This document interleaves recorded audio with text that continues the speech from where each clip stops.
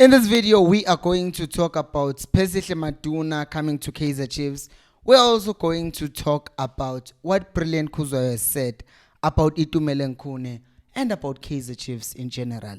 Hello and welcome to Kosi Nation Fan TV. I am Pelo, I am your host, and this is where fans meet and talk about Kaizer Chiefs. Amakosi Football Club. Starting with Siphesihle Maduna. This thing has not gone away.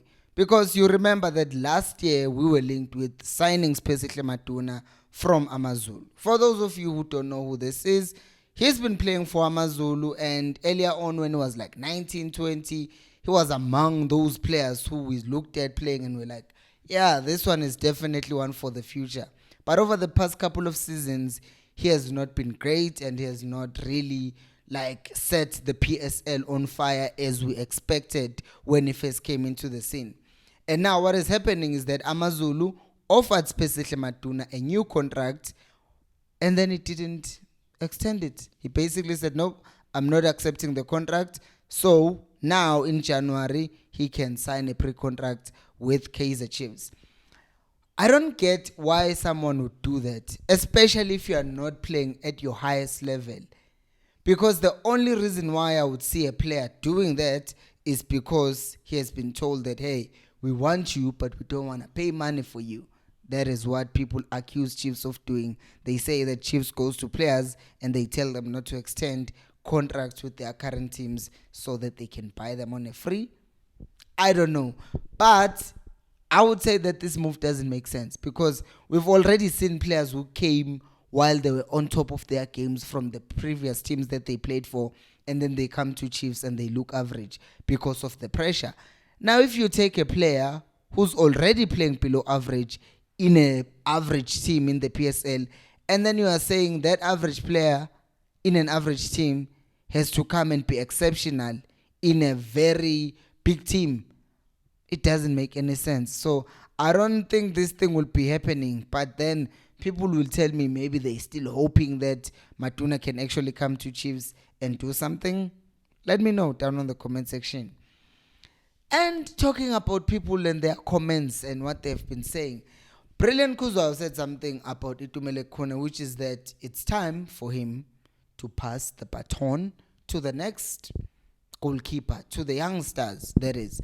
And you will know this, that I always say I respect Khune as a Kaizer Chiefs legend, and I think he was really great for Kaizer Chiefs. And as I said, he's a legend. He's an absolute legend. He's still playing, but I regard him as a legend. But I don't think he should still be playing any game for Kaizer Chiefs at this point. No, not because he's horrible. That's not the reason here. Because some people think if you're saying he shouldn't be playing, you mean he's bad. No. But I think we should be ready for life after Khune. Because right now, what we know that in his contract, based on reports, is that his current contract ends at the end of the season and then he will become the goalkeeper coach or something of that sort in the team.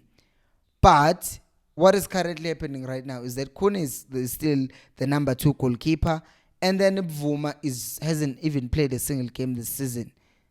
And yet next season you'll be depending on Peterson and Vuma, and you're having Vuma not getting any game time and Khune is playing ahead of him. So I would definitely say I agree with Peterson in that with Brilliant Kuzo in that sense, because I don't see how it makes sense to be playing Khune while you have Vuma who can be who can be prepared for the life after Khune. And also, let's just say Khune does well. He played in the previous game. Unfortunately, we lost. So let's say he plays on the 21st against Amazulu in the Carling Cup knockout. He plays, he performs. Then he gets rewarded with a start again on the 28th against Golden Arrows. He performs again, right? And then he plays in the following game against Cape Town Spurs. He plays against, who's this, Orlando Pirates in the derby. Now Khune becomes our number 1. But come end of the season, he has decided that he will be retiring. So now you're telling me that now we must go back to Peterson again. Because if you're going to want to buy a quality keeper in next year, you are telling me that Chiefs is going to spend a lot of money buying a keeper while they struggle paying a lot of money for outfield players. You see that this is a very, very long shot. So that is why I think we should be transitioning Khune out and just allowing the other keepers that we have to do the business. But that's just me. Let me know what you think down in the comment section. And also, please like the video, subscribe to the channel before we talk about the other thing that Brendan Peterson said. Not Brendan Peterson, Brilliant Kuzwa. He also talked about how the struggles of Kaizer Chiefs can be, what's the word? You can say it comes down to confidence. The fact that if you're losing a lot of games, you end up not being confident. And I would say, I sort of kind of disagree and agree with this, so hear me out. The reason why I say I agree and disagree, I agree because I've seen players like Pule Modi, they don't look like themselves. They look like they've lost confidence. He looks like he doesn't want to take on players anymore and dribble past them. He plays with so much fear because he doesn't want to lose the ball. The fans will boo him. He doesn't want to do things that are risky because if you do that, then you lose the ball. Everyone is in your case. But if you are playing with confidence and you've been winning matches, then it's easy for you to try new things because even the crowd will be gracious. Because if I see Castillo trying an outside foot pass while we are losing instead of making a simple pass, I'm going to lose it. I'm going to say, why are you not making a simple pass? Right? But if you try an outside foot pass and you have tried that outside foot pass and it ended up being an assist and a goal and someone scored from that assist, then you try it, you fail in a game where we are losing, I know that maybe this might lead to a goal.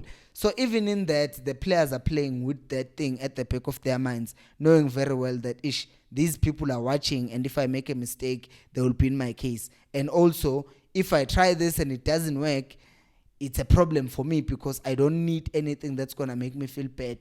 The results that the team is getting are already bad enough. I can't make it worse by playing stupid passes. That's what they think in any case. But I disagree with him because I think Chiefs are just not playing well because there's poor coaching that's happening there. Because you look at the things that I've been talking about in these videos, they are so obvious that you shouldn't be doing the things that you are doing. You look at teams like, say, Manchester City. Yes, they did lose to Arsenal. Maybe let's use Arsenal because they won. And Tottenham as well. You look at them. They are playing, in the case of Tottenham, there is Yves Bissouma as a 6. Maybe he's playing alongside Skip. And in front of him, there is James Maddison. So it's a three-man midfield. But when they are playing in their own position, you'll find that Udogi, their left back, will get into midfield and they will have 4 midfielders. 4 people in midfield. They are making that area to have more people so that they can control the position and they can play the ball in a dangerous area because, well, we want to play centrally, right? That's what they're doing. They are adding people into midfield. What they can also do, what they do sometimes, is they will take Poro, their right back, and make him go into midfield as well. So now you have 5 people in midfield against a team that is playing a 4-3-3. So it's now 5v3 in midfield, and you are forcing them to go into midfield. And what happens is that when you are forcing now your wingers to come into midfield to kind of even out the numbers, you're opening space wide, and then Tottenham will play the ball wide, and then they Son, he's 1v1 with the defender, he now has a better chance of creating the ball into the box or scoring himself. But all of these things started because we are doing this midfield overload. You look at Kaizer Chiefs, instead of overloading the midfield, we're taking Castillo, we're playing very wide, we're taking Matlo, we're playing him over there. And now we're just having a huge gap in our midfield. And you're like, what is happening in this team? Other teams that are succeeding are overloading their midfields. Even Sundowns in SA, they are doing that. Even Pirates are now starting to do that. We are just that team that is trying to play with fewer midfielders as possible. So it's pure coaching. It's poor coaching. This is just one of many examples of how poor coaching, of how bad, Kaizer Chiefs have been coached over the past few months. So I hope that when we come back on the 21st, we play better because we can't do with more losses. But then again, do you agree with what Brilliant Kuzwa is saying? Let me know down in the comment section below. Thank you so much for watching, and until next time, remember, equals Alpelo Moya.